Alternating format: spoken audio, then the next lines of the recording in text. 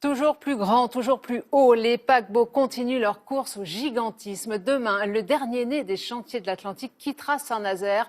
Le Grandiosa, le plus grand paquebot d'Europe, accueillera jusqu'à 6300 passagers, une ville sur l'eau. Des paquebots qui suscitent aussi des critiques en matière environnementale. Victor Frédéric, Olivier Poncelet et Alain Locascio nous emmènent à bord pour une visite en avant-première.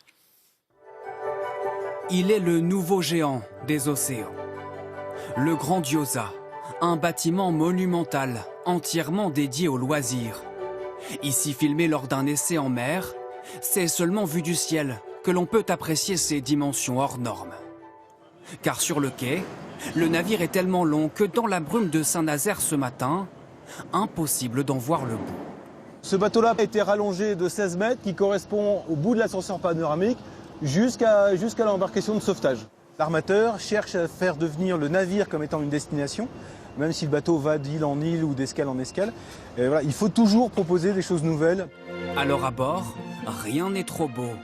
21 bars, 12 restaurants, 2 salles de spectacle et la fierté de l'armateur, un escalier de cristal. Mais aussi au cœur du navire, cette gigantesque galerie commerciale. On fait la plus grande galerie commerciale sur un bateau de 93 mètres, avec des boutiques, des restaurants thématiques, avec une façade comme notre Venise, c'est très romantique. Du luxe à tous les étages pour plus de 6300 passagers. Avec ses 331 mètres, le Grandiosa est plus long que la Tour Eiffel.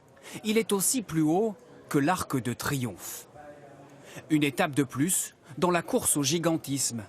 Le mythique paquebot France semble fluer à côté du Queen Mary II construit 40 ans plus tard. En 2017, le Symphony of the Sea faisait encore mieux avec 362 mètres. Sur les mers, le tourisme de masse fait toujours recette. Ça nous permet, le grand bateau, d'avoir une économie d'échelle supérieure. Ce qui veut dire que pour le même prix, on peut donner plus de choses à nos passagers. Et ça devient magique, évidemment. L'armateur jure qu'un gros effort a été fait pour limiter l'impact du géant sur l'environnement, le plus gros défaut de ces bateaux de rêve.